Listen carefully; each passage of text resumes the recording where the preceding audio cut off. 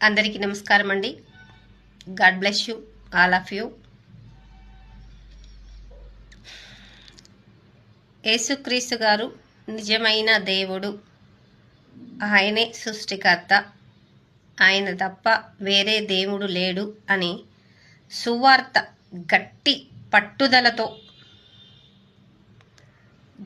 పట్టుదలతో ఒక పౌరుషంతో సువార్త ప్రకటించే వాళ్ళందరినీ చంపేస్తున్నారు.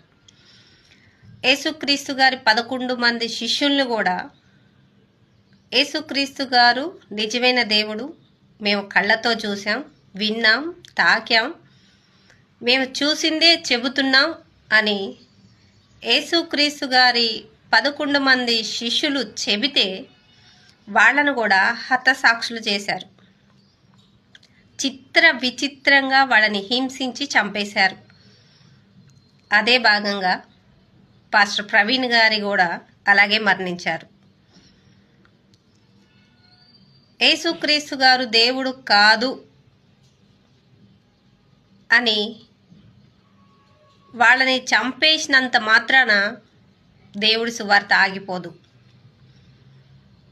ఏదో డూప్లికేట్ అయితే, ఏదో ఎవరో ఒకరు చెప్పించేదైతే, వామ్మో యేసు ఆయన దేవుడు అంటే చంపేస్తున్నారు, మనకెందుకులే గొడవ అని ఎప్పుడో ఇది కనిపించకుండా కనుమరుగైపోయేది. యేసుక్రీస్తు గారు నిజమైన దేవుడు కాకపోతే క్రీస్తు శకం క్రీస్తు పూర్వం అనేది రాదు, లెక్కింపు ఆయనతో రాదు. ఏదేదో కారణాలు చెప్తారు, క్రీస్తు శకం ఇట్లా అట్ట అది ఇదని 100 సాకులు చెప్తారు జనం, కారణాలు బొచ్చడు చెప్తారు.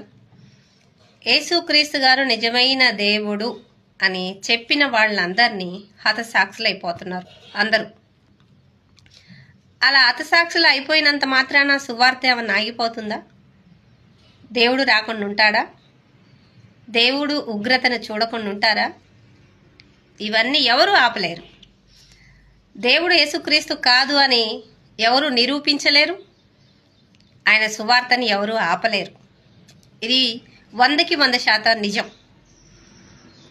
ఇది అర్థం చేసుకుంటే, నమ్మితే పాస్టర్ ప్రవీణ్ గారు చెప్పిన వాక్యాలను ప్రతి ఒక్కరూ దయచేసి వినండి. ఆయన బోధ మళ్ళీ వినండి.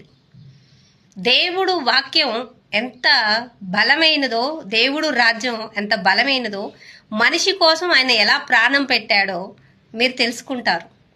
పాస్టర్ ప్రవీణ్ గారి గురించి వినండి.